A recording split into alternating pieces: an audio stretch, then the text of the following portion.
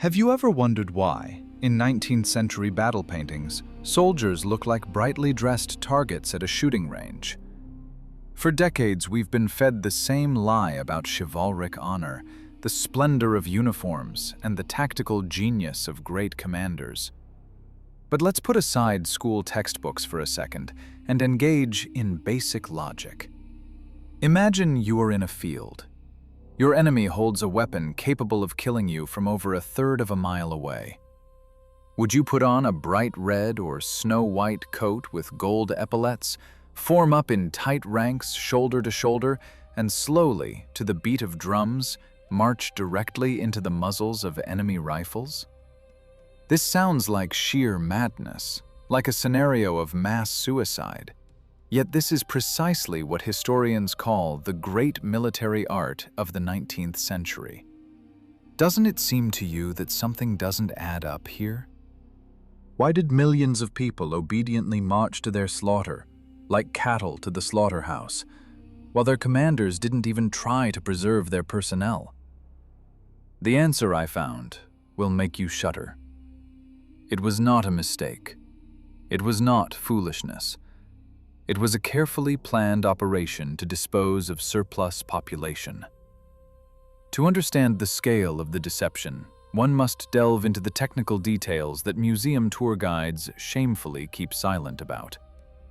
Until the mid-19th century, the primary weapon of infantry was the smoothbore musket. Their effectiveness was laughable.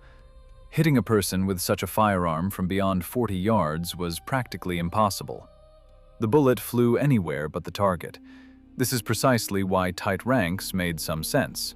A volley from 1,000 muskets could create a wall of lead that might hit someone. But then a quiet revolution occurred that should have permanently changed tactics, but for some reason, it didn't. The rifled musket appeared, along with the famous mini-ball. This was a conical bullet that expanded upon firing, engaged the barrel's rifling, and spun. Do you know what this achieved? The effective firing range increased from around 75 yards to over 1,100 yards. Consider these figures. Lethal range increased 15-fold. An experienced marksman could pick off enemy officers at a distance previously considered safe for a picnic. Logic suggests that as soon as such a weapon is introduced to the troops, tactics should change instantly. Soldiers should disperse into skirmish lines, seek cover, dig trenches, and use camouflage uniforms of khaki or dirt colors. But what do we see in reality? The Crimean War, the American Civil War, the Franco-Prussian War. Everywhere, the same picture. Soldiers in bright, uncamouflaged uniforms, red, blue, white, continued to form up in dense columns and boxes. They launched suicidal charges against fortified positions equipped with rifled weapons and artillery. This was not war. This was the mathematically precise destruction of biomass. Generals were perfectly aware of the tactical and technical characteristics of the new rifles. They knew that a frontal assault on infantry armed with rifled weapons meant certain death for 90% of the attackers. And yet, the order was always the same: close ranks and march forward. Official history attempts to justify this with inertia of thinking. They claim that generals were old dodderers, accustomed to fighting by the methods of their forefathers, and simply couldn't adapt quickly enough. Do you believe that? Warfare is the most cynical and pragmatic sphere of human activity. If a tactic doesn't work, it's changed. Otherwise, you lose the war and power. But here, no one changed anything for decades. It's as if the goal of the war was not to defeat the enemy, but to maximize casualties on both sides. Look at the casualty statistics in major 19th century battles. Tens of thousands killed in a single day. Moreover, most died not in hand-to-hand combat, but on the approach, simply being shot down like targets at a shooting range. Why drive infantry into a bayonet charge across a mile of open ground under crossfire? This is absurd if your goal is to capture territory. But it's a brilliant plan if your goal is to reduce the population. Here we come to the most terrifying question. Where did these endless armies come from? Demographers show us beautiful graphs of gradual population growth, but these graphs do not stand up to scrutiny when superimposed on maps of military conflicts. In the 19th century, the world was literally ablaze. Conflicts erupted everywhere, from Europe to China, from North America to Paraguay. And everywhere we see one characteristic. Armies were disproportionately enormous for the economic base that supposedly existed. Maintaining an army of hundreds of thousands of men requires colossal resources: food, clothing, logistics. How did agrarian countries, which supposedly lacked developed industry, acquire the resources to clothe millions of men in high-quality wool, to cast millions of tons of lead and steel? Or did these resources come to them as an inheritance? There is a theory that the 19th century was a time of clearing territory after a global catastrophe that occurred not long before. Perhaps the catastrophe did not completely destroy people, but left a huge number of surplus mouths who had lost their homes, culture, and bearings. These people, stripped of memory of the past, were ideal material. They needed to be organized, given weapons, and sent to destroy each other, so that a new elite could calmly redivide the world. Bright uniforms in this context are not a tribute to fashion. They are a marking. Like an ear tag on cattle, to distinguish one's herd from another before sending it to the slaughterhouse. The formation is a method of control, so no one escapes. A bayonet charge against machine guns is a method of accelerated disposal. Recall the famous charge of the Light Brigade at Balaclava. The flower of British aristocracy was sent directly onto Russian cannons. Why? Zero military sense. But if you look at it as the elimination of witnesses or carriers of old genetics, everything falls into place. Or take the War of the Triple Alliance against Paraguay, where 90% of the country's male population was annihilated. 90%.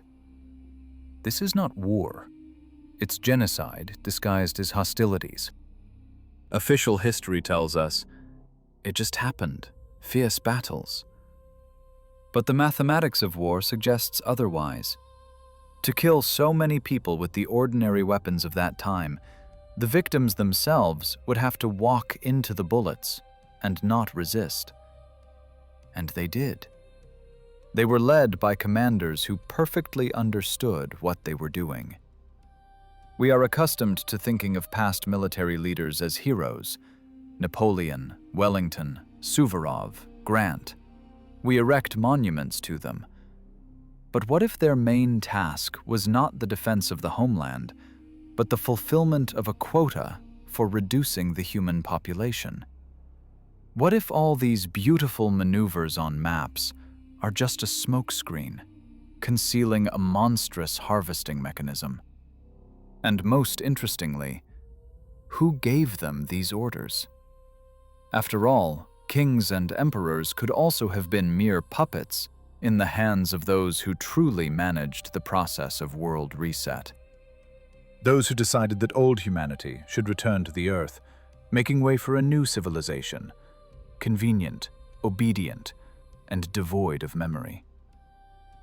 Let's touch upon something that even the most meticulous military historians keep silent about, because this question shatters the entire house of cards of the official version of the 19th century. We're talking about the logistics and industrial support for these global meat grinders. If you have ever tried to organize a trip for 20 people, you know how difficult it is. Now imagine that you need to clothe, shoe, feed, and arm 500,000 soldiers, and then send them on foot for thousands of miles along roads that virtually did not exist. Official history tells us that in the mid-19th century, industry was just getting on its feet, manufactories were primitive, and manual labor predominated. But let's look at photographs and engravings of soldiers from that era. We see millions of people dressed in perfect, intricately tailored uniforms. These are not just sacks with armholes. These are high-quality wool fabric, perfect stitching, complex fittings, metal buttons with emblems, leather belts, knapsacks, shakos. Let's turn on the calculator. To clothe an army of 500,000 people, a perfectly realistic figure for major conflicts of that time, several million yards of quality fabric would be needed. Where did the flocks of sheep graze necessary to produce such a quantity of wool? Where were the spinning and weaving factories capable of processing this volume? Where were the dye houses? After all, the uniforms were bright: blue, red, green. Chemical dyes were not yet produced on an industrial scale as massively as we are told, and natural dyes require colossal areas for growing indigo or madder. We do not see these factories in historical documents in the necessary numbers. We do not see the logistical supply chains for raw materials. It gives the impression that these armies materialized out of thin air, already fully equipped. Or, what is much more likely, these warehouses were inherited by the new rulers from a previous, more advanced civilization, and they simply opened them up. The situation looks even more absurd concerning weapons. We are told about blacksmith gunsmiths who manually forged barrels. But look at the rifles of the mid-19th century. These are products of high standardization. Interchangeability of parts is a level of technology that our civilization officially achieved only in the 20th century, with Henry Ford's assembly line. However, in the Crimean War or the American Civil War, soldiers held weapons made with factory precision. Millions of barrels. From where? If one believes the official data on the number of metallurgical plants and their productivity, then casting and processing such a quantity of steel would have taken decades. Yet wars erupted instantly, and there was enough weaponry for everyone. This suggests that the commanders were not manufacturing weapons, but withdrawing them from arsenals left unattended after the catastrophe. Now let's look down, literally. Take a look at photographs of 19th century cities. Moscow, St. Petersburg, Paris, New York, cities of the American Wild West. What do we see on the streets? Mud. Impassable, knee-deep, liquid mud. There were virtually no paved roads beyond the central avenues. And yet, we are told that armies of hundreds of thousands of men, with supply wagons, artillery, and field kitchens, moved along these roads. Can you imagine how much a single cannon of that time weighed? Several tons. Try dragging it through soggy clay on wooden wheels. It's physically impossible. The horses would simply drown. And each horse needs 20 pounds of oats and hay per day. A supply train for an army would have to be longer than the army itself. The logistics of supplying such masses of people in the absence of railroads, or their rudimentary state, and proper highways is pure fantasy. But armies moved. They maneuvered, covering thousands of miles. How? The only reasonable explanation is that the official chronology is lying. Either the transport network was completely different, and we are seeing the consequences of its destruction, that very flood or cities buried in clay, or these wars were local cleansing operations that did not require continent-spanning forced marches, and historians later inflated the scale of events to conceal the reality. Notice the strange contrast. Soldiers in old photos look like aliens against the surrounding landscape. Their uniforms are impeccable, their boots shined, and all around are ruins, dilapidated wooden shacks, and a sea of mud. They look not like defenders of these places, but like an occupying force that has landed on a wild planet where a catastrophe has just occurred. And here we come to the most interesting technical inconsistency. Artillery, star forts. These geometrically perfect structures are scattered all over the world. Official history says they were built for defense against cannonballs, but engineers and fortifiers know the star shape is ineffective against the plunging fire of mortars which already existed. However, such a shape is ideal for wave processes, for acoustics, or for energy. And so, in the 19th century, infantry with rifles assaulted these gigantic structures, built of granite and stone with jewel-like precision. It looks like a battle of ants on a microchip. Soldiers did not utilize the potential of these fortresses. They simply used them as piles of stones behind which to hide. This proves that the warring parties did not build these structures. They found them. They did not understand their true purpose. They simply used the ruins of a great past as scenery for their bloody play. There is another fact that will make your hair stand on end. Medicine. Under the unsanitary conditions that textbooks tell us about, any wound should have led to gangrene and death, without antibiotics, without sterilization. Losses from diseases should have exceeded combat losses tenfold. They did exceed them, but not enough to stop the war. It seems as if the human resource was simply endless, as if somewhere there was a conveyor belt producing adult men who were immediately sent to the front. Or perhaps the world's population before the mid-19th century was an order of magnitude higher than the graphs show us, and we are witnessing the final stage of its reduction. Remember photographs of battlefields after a battle, piles of bodies, and not a single medic. They were simply dumped into pits. Such an attitude towards one's own soldiers is impossible in a society that values the life of a citizen. But it is absolutely normal within the framework of an operation to dispose of biological material. Generals did not spare shells to destroy their own cities. Let's examine precisely this, the strange love of 19th century artillerymen for the total destruction of the most beautiful architectural masterpieces which, supposedly, their ancestors built. Why did cities, after shelling, look as if an atomic bomb had exploded there? And where did the inhabitants of these burnt megacities go?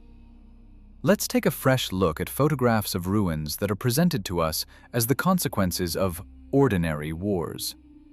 Open the archives and look at panoramas of Sevastopol after the Crimean War, or images of Richmond and Atlanta after the American Civil War. What do you see?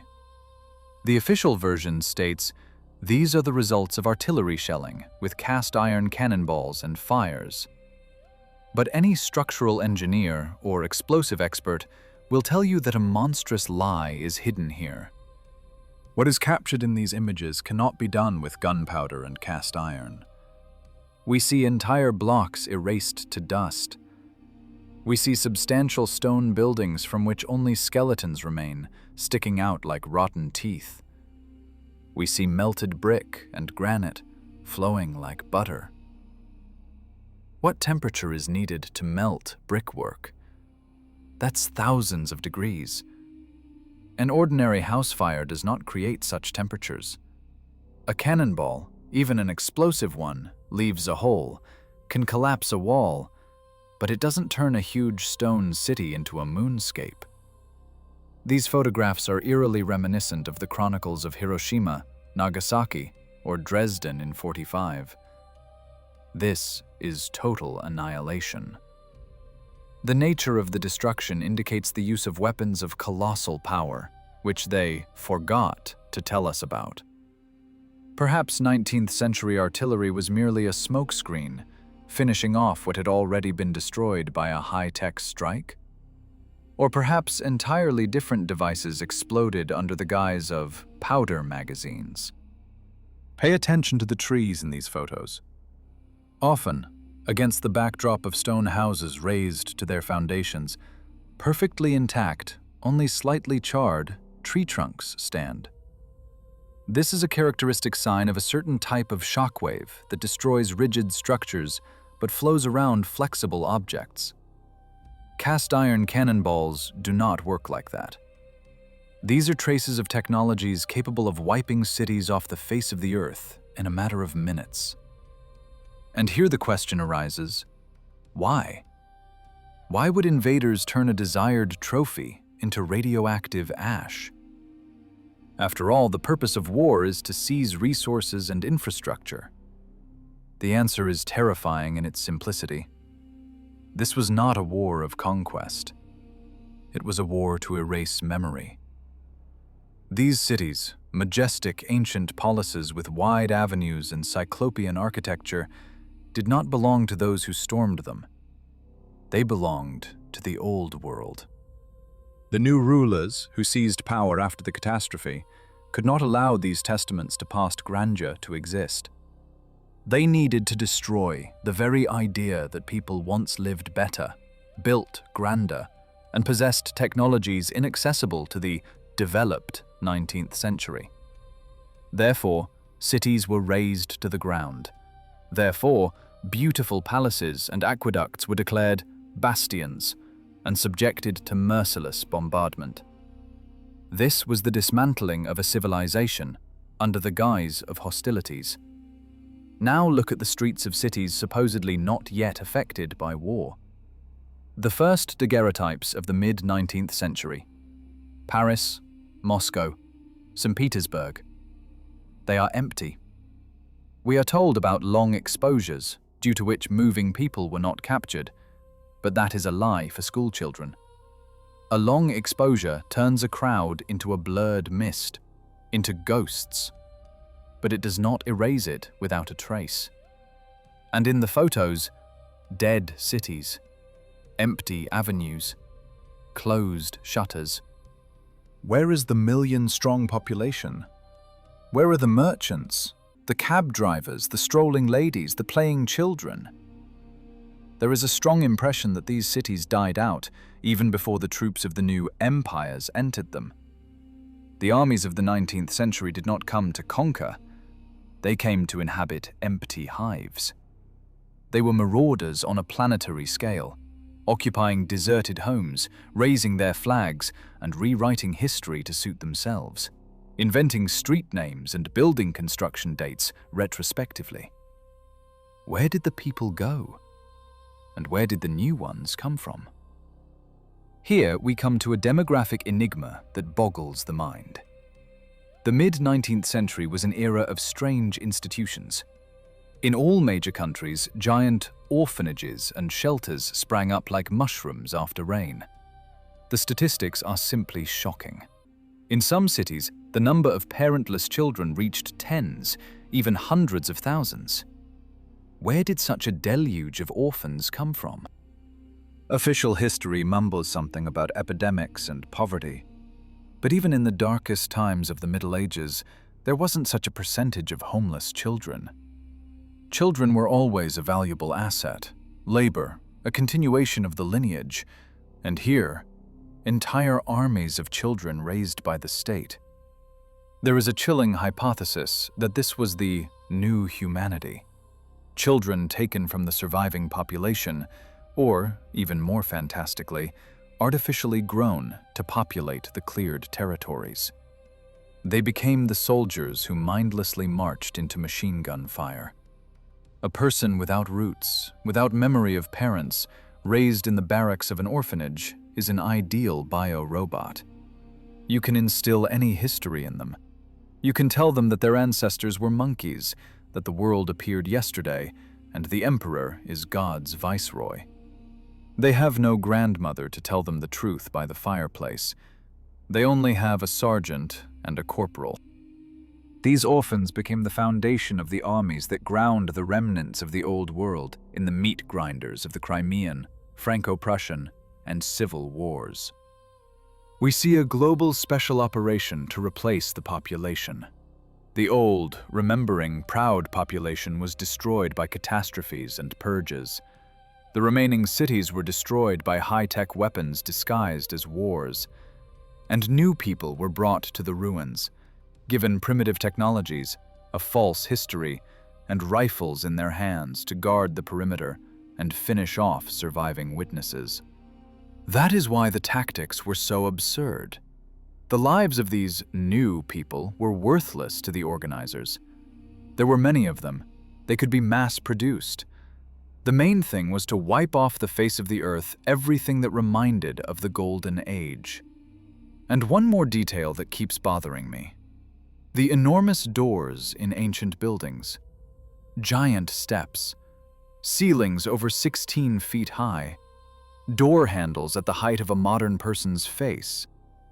For whom was this built? For soldiers 5 feet 3 inches tall, who died by the thousands at Sevastopol? Obviously not. These buildings were designed for a different race, for people of different stature and physical capabilities. And the 19th century war is a war of Lilliputians in a land of slain giants. The Lilliputians occupied the palaces but couldn't heat them, so they installed crude potbelly stoves, their pipes sticking out of windows. They couldn't use the technology, so they tore wiring from the walls, which we mistake for decor, and melted it down for bullets. How were we made to believe that we are the pinnacle of evolution, while we are merely degraded descendants, or worse, a replacement species on the ruins of gods? We will discuss how, through culture, literature, and education, we were instilled with learned helplessness syndrome and made to be proud of the shackles of this false history. Prepare yourself, for it will be painful to realize the scale of the heritage stolen from us. The most bitter and painful part of our investigation, because it concerns our very perception of reality. We are accustomed to thinking of ourselves as the pinnacle of evolution, the crown of creation, beings who have conquered space and created the internet. But what if all of this is just an illusion, and we ourselves are the result of a prolonged operation to erase memory and substitute history? Imagine you live in a huge, cluttered house that doesn't belong to you. You don't know its history. You don't understand the purpose of the rooms and mechanisms. You are told that this is your home, but in reality, you are just a temporary occupant, obligated to maintain order and believe what the owners tell you. From childhood, we are taught to be proud of the achievements of the 19th and 20th centuries. We are shown beautiful pictures of steam locomotives, the first airplanes, Edison's light bulbs. But the truth is, all these breakthroughs are merely a pathetic imitation of what people possessed before the catastrophe. We did not invent the wheel. We just found it.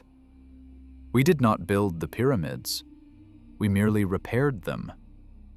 We do not know even 1/100th of what our ancestors knew. We have been deprived of knowledge, leaving only fragments from which we try to piece together a mosaic, not realizing that these are fragments of a broken mirror. We see only a reflection, distorted and truncated. Let's start with culture.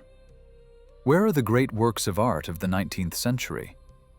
We are shown impressionist paintings that look like children's drawings compared to works from the Renaissance.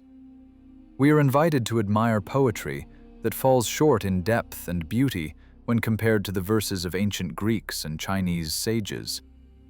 In literature, we see novels whose plots revolve around mundane problems and bourgeois passions.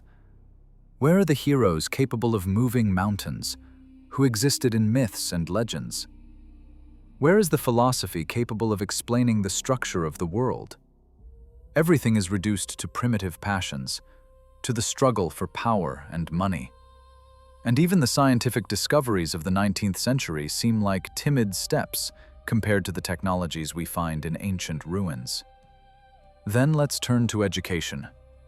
In schools and universities, we are taught to believe in official history, in Darwinian evolution, in Newton's laws of physics.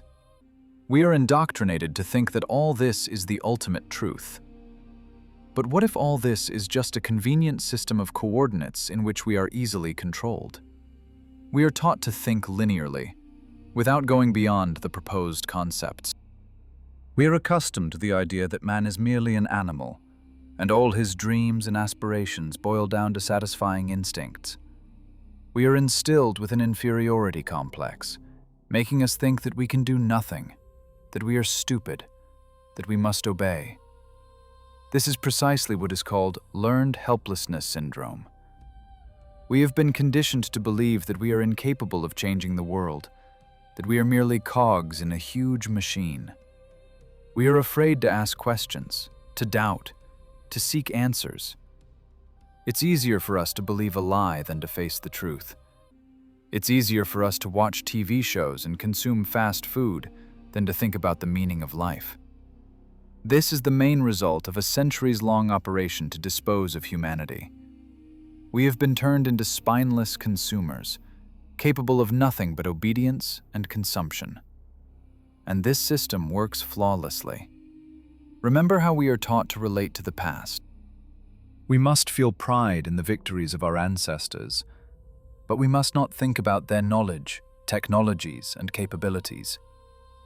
We are shown beautiful pictures with parades and flags, but we are not told about the real events, about the terrible secrets hidden behind these pictures. We are offered to believe in official history, but are not given the opportunity to know the truth. We, like blind kittens, stumble in the dark, not realizing that around us is a world filled with knowledge and secrets. We are given crumbs, and then they wonder why we are so ignorant. We are our own enemies. We are afraid of the truth because it can destroy our accustomed world. We prefer to live in illusions than to face reality. We defend official history because it gives us a sense of stability and security. We fear those who speak the truth because they shatter our cozy little world. But the truth is, it is fear that prevents us from seeing reality. It is fear that deprives us of freedom. It is fear that makes us slaves. That is why it is so important to ask questions. That is why it is so important to doubt. That is why it is so important to seek answers. Because only then can we break free from the captivity of lies. Only then can we reclaim our stolen memory. Only then can we understand who we truly are, where we came from, and where we are going. Do not be afraid to face the truth. Do not be afraid to doubt. Do not be afraid to ask questions, because this is our only chance for survival. We must understand that the 19th century war is not just a series of battles. It is a war for our consciousness. It is a war for our soul. It is a war for our future. And we must win this war. Perhaps we are on the verge of another reset. Too many signs indicate that the current civilization has exhausted its resources and become ungovernable. Epidemics, climate anomalies, threats of global conflicts. All this is a scenario that played out 200 years ago. They want to repeat the trick. They want to reset us again, drive us into a digital concentration camp, and erase the remnants of memory. But this time, we have an advantage. We know their methods. We see their tricks. We understand that a bayonet charge against machine guns is not heroism, but slaughter. We no longer want to be cannon fodder. What should we do in this situation? First of all, do not blindly believe official dogmas. Study, analyze, compare. Look for artifacts in your cities. Look at what's beneath your feet. Read between the lines of old books. Preserve knowledge and pass it on to your children. They stole our past to deprive us of our future, but as long as we remember, as long as we doubt, we are alive. We are the heirs of Great Tartary, Atlantis, or whatever that global empire, whose ruins we call home, was named. In our veins flows the blood of the builders of star forts, not of serfs. This story of rifles and swords is just a small episode in the great drama of humanity. But by pulling on this thread, we can unravel the entire tangled ball of lies. The world is not as they paint it for us. It is more complex, more terrifying, but also more beautiful. We live in a matrix that is cracking at the seams, and it is only up to us whether we will once again become fertilizer for a new cycle, or if we can reclaim our right to true history and free will. Wake up. The time has come. Study the past so as not to become a victim in the future. And remember, the truth is always close at hand. You just have to open your eyes and stop marching in formation. The world is not as it is painted for us. It is more complex, more terrifying, but also more beautiful. We live in a matrix that is cracking at the seams.